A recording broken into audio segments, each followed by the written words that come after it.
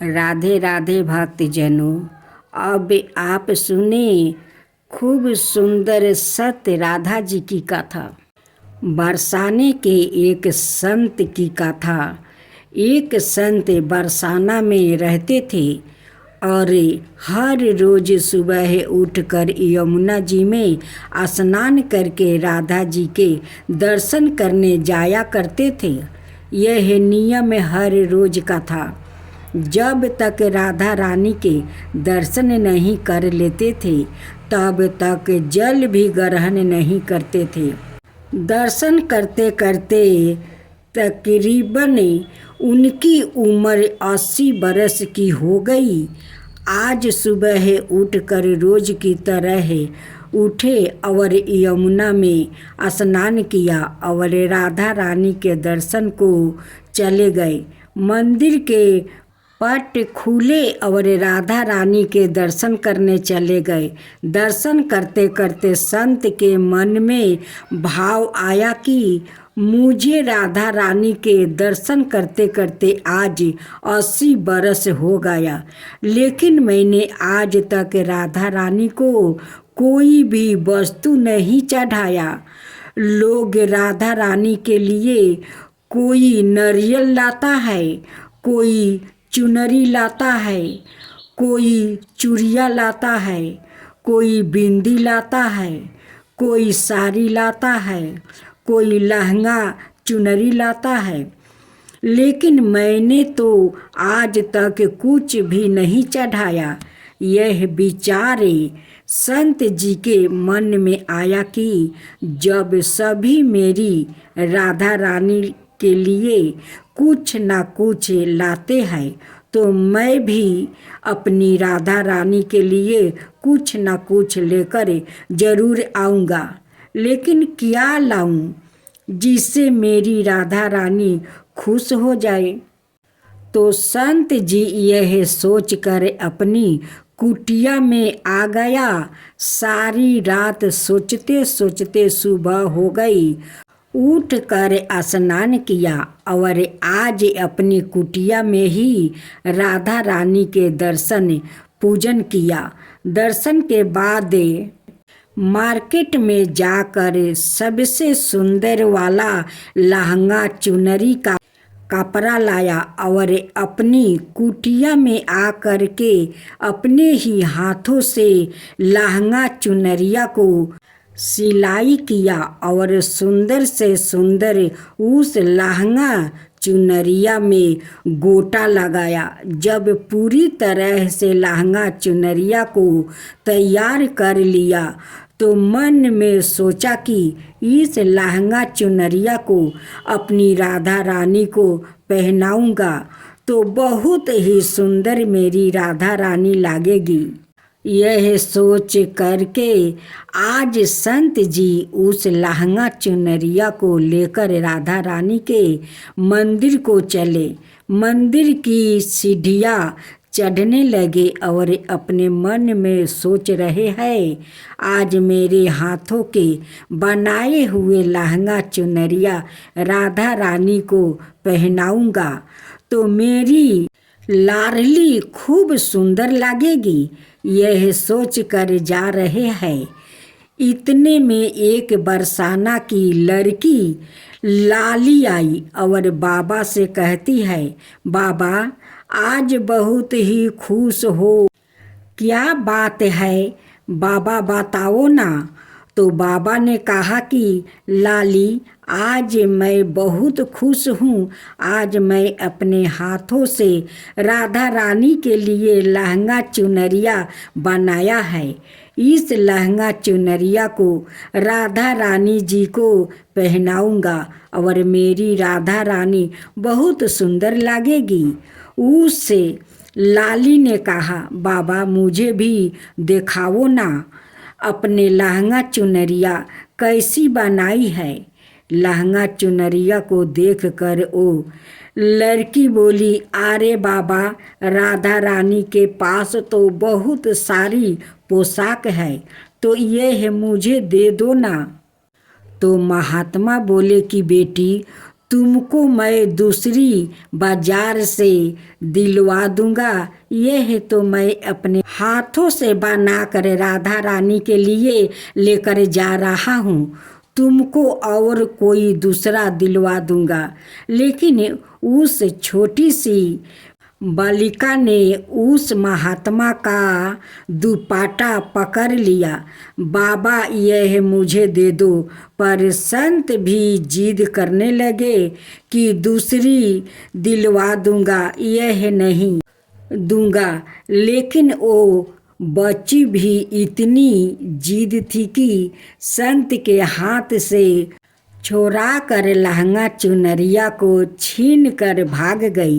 अब तो बाबा को बहुत ही दुख लगा कि मैंने आज तक राधा रानी को कुछ नहीं चढ़ाया, लेकिन जब लेकर आया तो लाली लेकर भाग गई। मेरा तो जीवन ही खराब है, अब क्या करूँगा। यह सोच कर संत उसी सीढ़िया में बैठे कर रोने लगा। इतने में कुछ संत वहाँ आए और पूछा, क्या बात है बाबा, आप क्यों रो रहे हो। तो बाबा ने उन संतों को पूरी बात बताई। संतों ने बाबा को समझाया और कहा कि आप दुखी मत हो, कल दूसरी लहंगा चुनरिया बना के राधा रानी को पहना देना। चलो राधा रानी के दर्शन कर लेते हैं। इस प्रकार संतों ने बाबा को समझाया और राधा रानी के दर्शन को लेकर चले गए। रोना तो बंद हुआ, लेकिन मन खराब था क्योंकि कामना पूरी नहीं हुई। ना तो मन से राधा रानी का दर्शन करने संत जा रहे थे और मन में यह ही सोच रहे हैं कि मुझे लगता है किसी किशोरी जी की इच्छा नहीं थी। शायद राधा रानी मेरे हाथों से बनी पोशाक पहनना ही नहीं चाहती थी। ऐसा सोचकर बड़े दुखी होकर जा रहे हैं। मंदिर आकर राधा रानी के पट खुलने का इंतजार करने लगा। थोड़े ही देर बाद मंदिर के पट खुले तो संतों ने कहा, बाबा देखो तो आज हमारी राधा रानी बहुत ही सुंदर लग रही है। संतों की बात सुनकर जैसे ही बाबा ने अपना सिर उठाकर देखा तो जो लहंगा चुनरिया बाबा ने अपने हाथों से बना कर लाए थे वही आज राधा रानी ने पहना था। बाबा बहुत ही खुश हो गया और राधा रानी से कहा, हे राधा रानी, आपको इतना भी सब्र नहीं रहा। आपने मेरे हाथ से मंदिर की सीढ़ियाँ से ही लेकर भाग गई, ऐसा क्यों। सबर ईश्वरी श्री राधा रानी ने कहा कि बाबा आपके भाव को देखकर मुझसे रहा नहीं गया और यह केवल पोशाक नहीं है, इसे तो मैं आपका प्रेम है। इसलिए तो मैं खुद ही आ करके आपसे लहंगा चुनरिया छीन कर भाग गई थी। इतना सुन कर के बाबा भाव विभोर हो गया और बाबा ने उसी समय किशोरी जी का धन्यवाद किया। अब कृष्णा के चौथा लीला। एक दिन की बात है, दशोदा मैया गोपियों के साथ कन्हैया की बाल सुलभ लीलाओं की चर्चा कर रही थी। खेलते खेलते अचानक कन्हैया की दृष्टि चंद्रमा पर पड़ी। उन्होंने पीछे से आकर दशोदा मैया का घूंघटा उतार लिया। अपने कोमल करों से उनकी चोटी पकड़कर खींचने लगे और बार बार पीठ थपथपाने लगे। श्री कृष्णा बोले, माँ मैं लूँगा जब मैया के समझ में बात नहीं आई तो श्री कृष्णा को गोद में ले लिया और पूछा, लाला तुम्हें क्या चाहिए? साफ साफ बताओ, तुम्हें दूध, दही, माखन, मिश्री जो चाहोगे सब मिलेगा। अब मान भी जाओ, रूठो मत। श्री कृष्णा ने कहा, घर की वस्तु नहीं चाहिए। उन्होंने अंगुली दिखाकर चंद्रमा की ओर संकेत किया और कहा, वो चाहिए। गोपिया बोली, ओ मेरा बाप, यह कोई माखन का लोदा थोड़े है। हाय हाय, यह मैं कैसे दूंगा? यह तो प्यारा प्यारा हंस है जो आकाश सरोवर में तैर रहा है। श्री कृष्णा ने कहा, मैं भी तो खेलने के लिए उस हंस को ही मांग रहा हूँ। शीघ्रता करो, पार जाने के पहले ही उसे ला दो। दशोदा जी ने कन्हैया को गोद में उठा लिया और कहा, कन्हैया, यह ना तो राजहंस है और ना चंद्रमा, यह माखन का लोदा है, किंतु तुम्हें देने योग नहीं है। देखो ना, इसमें काला काला विष लगा हुआ है, इसलिए इसे कोई नहीं खाता। श्री कृष्णा ने कहा, मैया मैया, इसमें विष कैसे लाग गया? दशोदा जी ने कन्हैया को गोद में लेकर कथा सुनाना आरंभ किया। दशोदा ने कहा, लाला, एक क्षीर सागर है। कृष्णा, वो कैसा है मैया? दशोदा बेटा, यह तुम दूध देख रहे हो ना, इसका एक समुंदर है। श्री कृष्णा, मैया कहती, गायों ने दूध दिया होगा तब समुंदर बना होगा। श्री कृष्णा कहा, मैया तुम मुझे बहला रही हो, भाला बिना गाय के भी दूध कहीं होता है? दशोदा जी ने कहा, जिस भगवान ने गायों को बनाया वो बिना गायों को भी दूध बना सकते हैं। श्री कृष्णा, अच्छा ठीक है, आगे कहो। दशोदा जी ने कहा, एक बार देवता और दैत्यों में युद्ध हुआ। दैत्य बलवान था, वो बार बार देवताओं को हरा देता था। भगवान ने देवताओं को अमर बनाने के लिए क्षीर सागर को माथा मंदिराचल की मथनी बनी और वैसुकी नाग की रस्सी बनाई गई। एक तरफ देवता लगे और दूसरी तरफ दैत्य। श्री कृष्णा जैसे गोपियों दही माथती है। दशोदा बोली, हाँ बेटा, उसी से कालकूट नाम का विष पैदा हुआ। श्री कृष्णा कहते हैं, माँ, विष तो सांप में होता है, दूध में कैसे निकला?